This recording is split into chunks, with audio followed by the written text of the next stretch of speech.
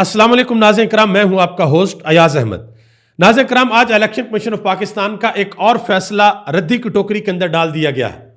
Election commission of Pakistan ने नून league की दरख्वास्त के ऊपर आदिल बज़ई को डी सीट कर दिया था कौमी असम्बली से, और उन्होंने इस फैसले को सुप्रीम कोर्ट ऑफ पाकिस्तान के अंदर चैलेंज कर दिया।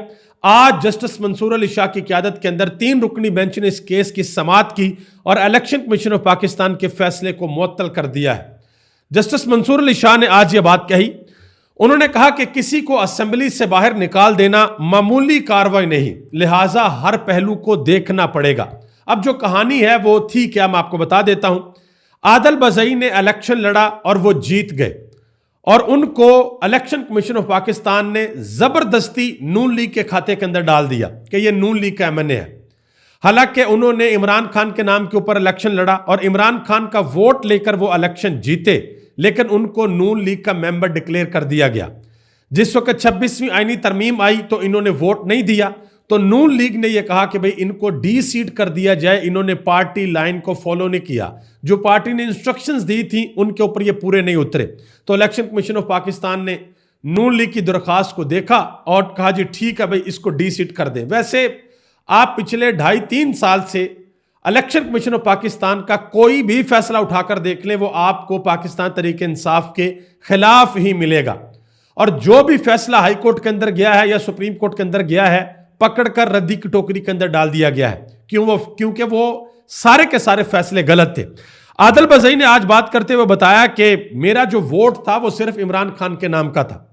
इमरान खान का वोट मुझे पड़ा और मैं इमरान खान के नाम के ऊपर जीता, और जो मैंने अपना एफिडेविट जमा करवाया था वो मैंने सुन्नी इत्तेहाद काउंसिल का जमा करवाया था। उन्होंने कहा कि मैं आजम सवाती के घर में बैठा हुआ था, वहां पर बैठकर मैंने एफिडेविट जमा करवाया था। मुझे जबरदस्ती इन्होंने नून लीग के अंदर शामिल किया। उन्होंने कहा कि ना मैं कभी हुकूमत के साथ बैठा, ना मेरी इनके साथ कोई तस्वीर है, मेरी जो स्पीचेस भी हैं वो भी हुकूमत के खिलाफ है। तो आज मुझे सुप्रीम कोर्ट ऑफ पाकिस्तान से यह इंसाफ मिला है। तो वैसे तो उधर election commission of Pakistan election करवाने के लिए जा रहा था, लेकिन आज ये सीट पाकिस्तान तरीके इंसाफ को या सुन्नी इत्तेहाद काउंसिल को वापस मिल गई है, और इलेक्शन कमीशन ऑफ पाकिस्तान का एक और फैसला खली बल्ली यानी कि गलत फैसला था। आगे आज एक बड़ी अहम खबर है। आज इमरान खान के साथ मुलाकात हुई है बिशरा बीबी की अडयाला जेल के अंदर, और आज ये अहम तरीन मुलाकात हुई है, लंबी मुलाकात हुई है, और केस भी आज कई घंटे तक जारी रहा है। बिशरा बीबी ने आज इमरान खान को अपना वर्जन बताया। एक वर्जन बताया पाकिस्तान तरीके इंसाफ के लोगों ने, जो सीनियर लोग थे, बैरिस्टर गौहर अली खान, बैरिस्टर सलमान सफदर और सलमान अकरम राजा, इन सब ने बताया। और एक वर्जन बताया था इमरान खान की बहन अलीमा खान ने, और एक वर्जन आज बताया है इमरान खान की अहलिया बिशरा बीबी ने कि डी चौक में उस रात को क्या हुआ था, कौन रुका रहा था, कौन भागा रहा। तो इसके ऊपर भी इमरान खान का बयान आ जाएगा, इंशाल्लाह आप तक पहुंचाऊंगा। इसके अलावा आज एक और बड़ा अहम तरीन केस था आईनी अदालत के अंदर। एक तो गैर आईनी अदालत यानी कि गैर आईनी बेंच था जो जस्टिस मंसूर अली शाह का, उसमें केस था आदिल बज़ई का। जो दूसरा आईनी बेंच था उसके अंदर आज केस लगा हुआ था, जो सिविलियन का ट्रायल होना है मिलिट्री कोर्ट के अंदर, उस हवाले से। तो आज हसन न्याजी के जो वालिद साहब हैं, उन्होंने आज बेंच के रूबरू ये कहा। उन्होंने कहा कि मेरा बेटा 1.5 साल से फौजी तहवील में है, तवील तरीन रिमांड के खिलाफ ना हाई कोर्ट जा सकता हूं ना किसी और अदालत के अंदर जा सकता हूं। या मेरे बेटे को सजा दे दें या उसे जेल भेजने का हुक्म दे दें। यह हफीजुल्लाह न्याजी ने इस्तदा की। तो जो बेंच के हेड थे जस्टिस अमीनुद्दीन खान, उन्होंने सरजनिश की यानी कि डांटा, और डांटने के बाद उन्होंने कहा कि जेल में मुंतकिल करने की इस्तदाद को मुस्तरद करता हूं।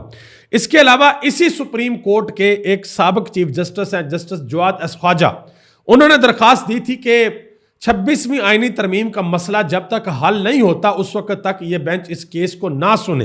तो उनकी भी सरजनिश की गई है, उनको भी डांटा गया है, और ये भी खबरें आ रही हैं कि उनको 20,000 रुपया जुर्माना भी किया गया है। तो ये आज आईनी बेंच के अंदर हुआ है। और आईनी बेंच के अंदर आज हुकूमत ने भी एक दरखास्त रखी। हुकूमत ने कहा कि फौजी अदालतों को मुकदमात का फैसला सुनाने की इजाजत दी जाए।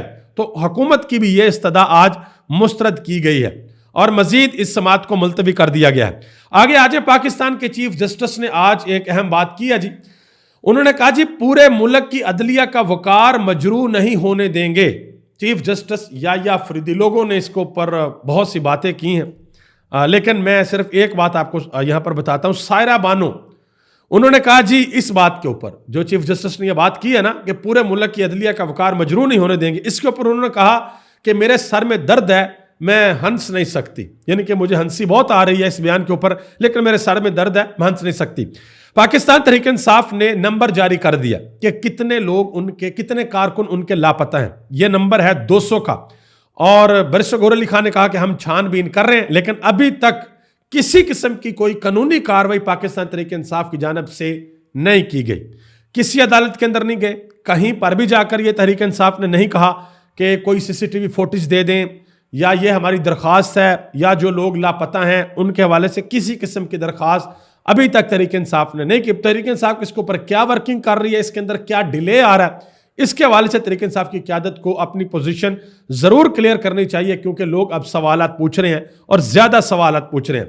شیخ وقاص اکرم نے بات کی, انہوں نے کہا کہ جو لوگ زخمی ہیں ان کو ہراساں کیا جا رہا ہے, ان کے اہل خانہ کو ہراساں کیا جا رہا ہے, اور بہت سے لوگ اس لیے زخمیوں کا نہیں بتا رہے کہ جو ایک FIR کاٹی ہوئی ہے جس میں ہزاروں لوگ نامعلوم ہیں, ہو سکتا ہے کہ جو کوئی بولے اس نامعلوم FIR کے اندر ان لوگوں کو ڈال دیا جائے. یہ بات کی ہے شیخ وقاص اکرم نے. اس کے علاوہ پاکستان تحریک انصاف کے ایک MPA ہیں خیبر پختونخوا اسمبلی کے, سہیل افریدی, نوجوان ہیں اور بڑے دبنگ نوجوان ہیں, بڑے ایکٹیو ہیں. انہوں نے کہا کہ پاکستان تحریک انصاف کے اندر ایسے لوگ جو سرگرم نہیں ہیں ان کی لسٹ تیار کی جا رہی ہے اور ان کی لسٹ عمران خان کو دی جائے گی.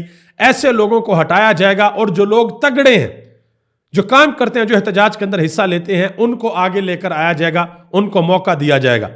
علی امین گنڈا پور نے آج پاکستان کے میڈیا سے گلہ شکوہ کیا.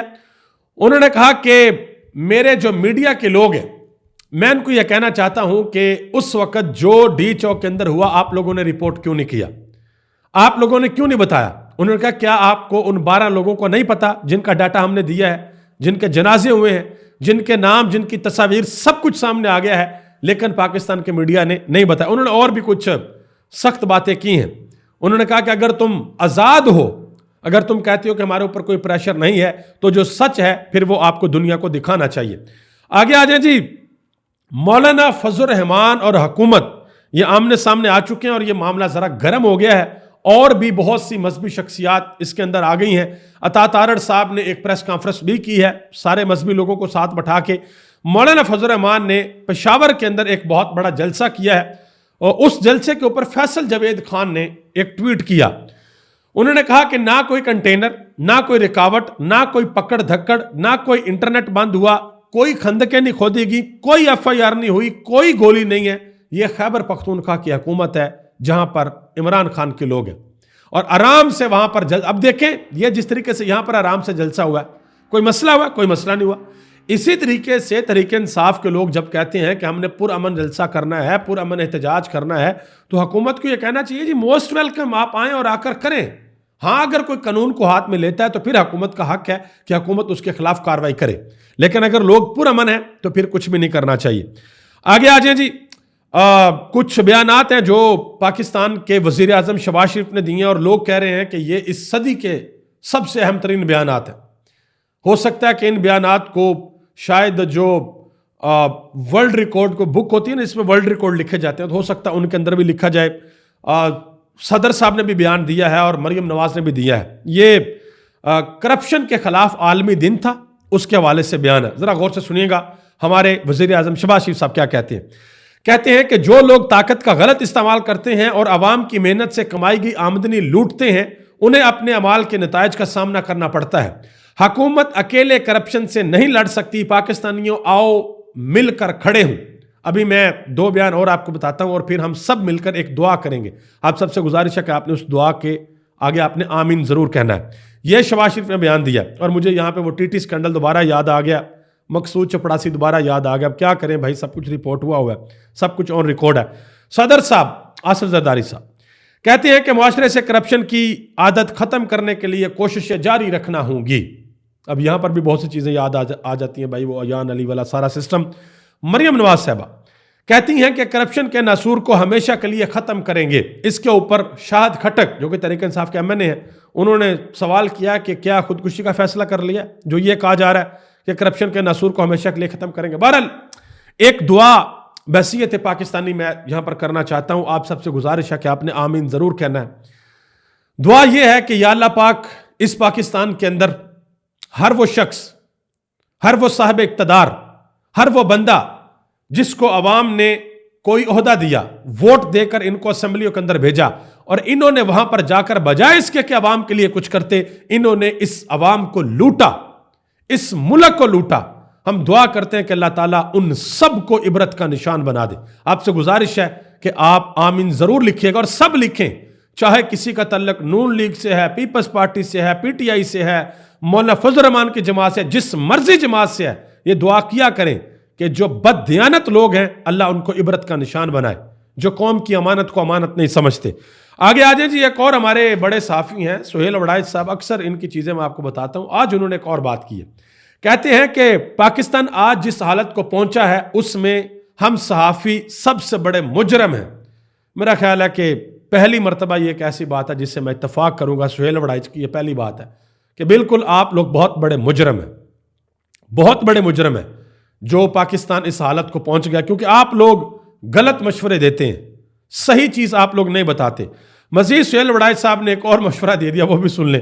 कहते हैं कि खान साहब पाकिस्तान के बहरान को समझते हुए फिलहाल मुकम्मल ताकत की ख्वाहिश को छोड़ दें और मुक्तदरा भी मिर्जे जट की तरह गलियों में अकेला फिरने की कोशिश तर्क कर दे। यह सुहेल वड़ाइच ने मशवरा दिया है इमरान खान को भी और मुक्तदरा को भी कि इमरान खान भी मुकम्मल पावर लेने की जो उनकी सोच है उसको छोड़ दें, ख्वाहिश को छोड़ दें, और मुक्तदरा भी मिर्जे जट की तरह गलियों के अंदर अकेला फिरना छोड़ दे। देखते हैं कि आप इस बात को माना जाता है या नहीं माना जाता। आगे आ जाए, मोहम्मद अली दरानी ने एक बड़ी अहम बात की है। उन्होंने कहा कि मैंने इमरान खान से अपील की थी कि आप सियासत में आ जाएं और दोनों खानदानों को जो अमरीयत है इसका खात्मा करें, आपका करिश्मा ही ऐसा है। लेकिन इमरान खान ने उस वक्त इनकार कर दिया तो कहा था कि मैं पहले गरीबों के लिए कैंसर हॉस्पिटल बनाऊंगा फिर सियासत के अंदर आऊंगा।